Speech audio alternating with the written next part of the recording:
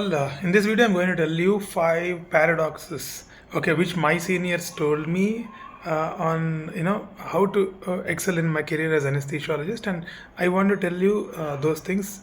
100% they don't work out, and and I tried those things and I wasted a lot of time, and now I realized that those things won't work out. I'm going to tell you all those things so that I don't want you guys to waste your time and energy on unnecessary things.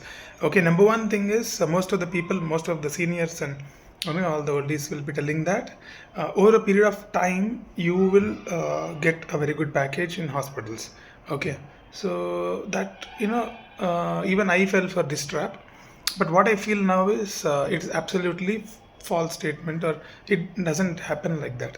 Over a period of time of working in a hospital after your MD or DNB, if you think that, for example, you start with an X salary, next year X plus 10%, next year X plus 10%, X plus, it won't happen like that. Okay, so the reason being there is something else which decides your salary, which is called as a career graph and market graph intersection, which I explained in my previous video. Okay, so only for some people it will happen, and if you can position yourself in that intersection point, then only then you are going to get a very good package. Okay, if you just stay in a place thinking that your salary is going to increase over a period of a year and a year, it is not going to happen. Okay, so you hope you understood what I am trying to tell. If you want more details about that, go to my previous video where I explained about how the intersection happens. Okay, so you need to have a very good strategy. Okay, you need to have a strategy on placing yourself in that intersection point. For that you have to understand how the market graph is going, what kind of setups are increasing, and how the patient demographics are changing and all that. If you don't understand, you need to have a mentor who can guide you, and who can tell you actually which area you need to position yourself as a doctor or anesthesiologist. Okay, otherwise it doesn't, over a period of time, if you wait, it is not going to work out. And the next thing is, if you go to Middle East, you will become rich. Okay, so even I recommended in many of my videos, if you go to Middle East, you will become rich. Even I agree, because early part of your career, if you earn, the amount will compound. That is what I usually tell and recommend people to go to Middle East. But if you want to become super rich, Middle East is not a solution, because you can go through examples of many entrepreneur doctors who established hospitals in India are making much beyond that. Okay, for example, Naresh Trihan, is who's the cardiologist, and I think cardiac surgeon or cardiologist. He is the head of Medanta, that much I know, and his net worth is near to 1.1 to 1.2 billion dollars.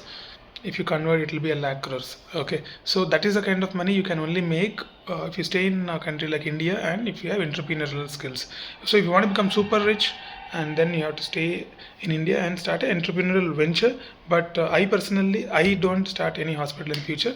I just work in a corporate hospital, and then I'm very comfortable like this, and I know ways to grow in my own career. So that is what I will be telling you all the time. But if you want to become super rich, it's not Middle East, it is staying in India and making your own hospital or your own setup, or having a franchise of different hospitals, which I'm going to do a video next on how to earn 60 lakhs per month. Is a video I'm already writing scripting, and that I will be releasing on having a franchise model, and even anesthesiologist also can do that, and I would explain more in that video.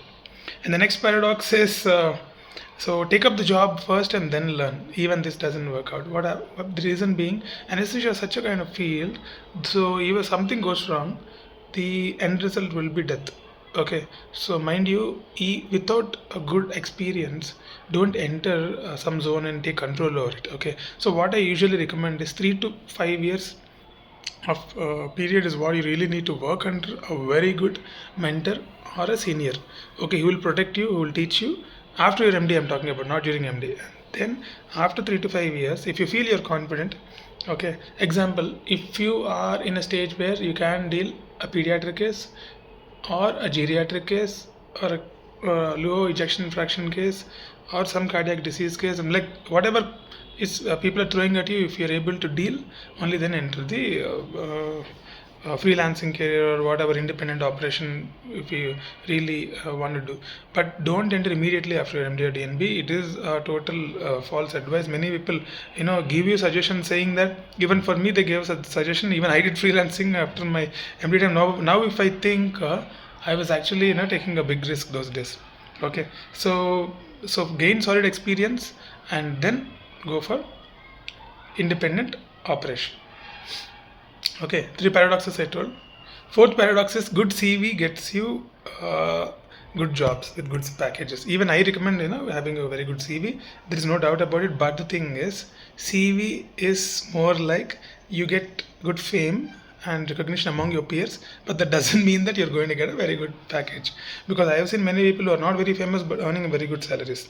It's because earning a good salary in a hospital depends upon the responsibility that you're taking and the kind of risk cases you're doing and the revenue zone you're in more than CV. CV is just more like when you're having all these things, it's like icing on the cake. And then, so don't think that if you have a very good CV with publications and all that, you're going to reach a very high package or a head of the unit position.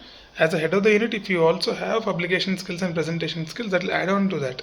Okay, but it is more for getting fame among the peers, but not earning a very good package. For earning package, as I told you again, its strategy should be there. You need to be in having that intersection concept. Detailedly, I explained in my previous video. Go through that. I don't want to repeat again.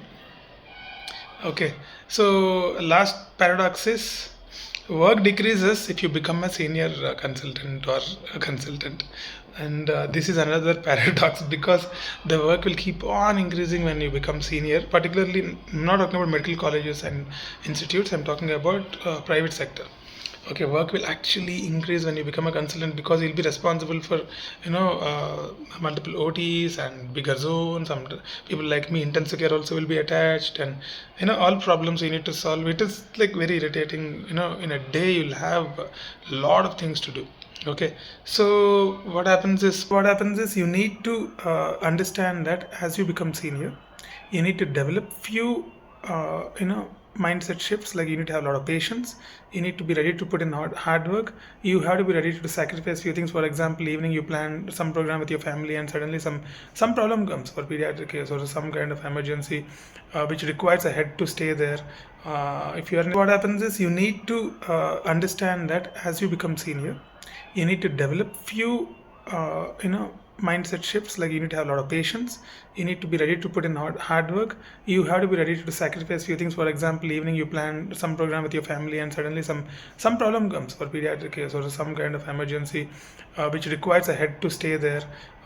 If you are So that's it, guys, and these are the different paradoxes. And so please work hard and gain good experience, and you know stay away from all these paradoxes and you'll become very successful. Subscribe to the channel. Thank you.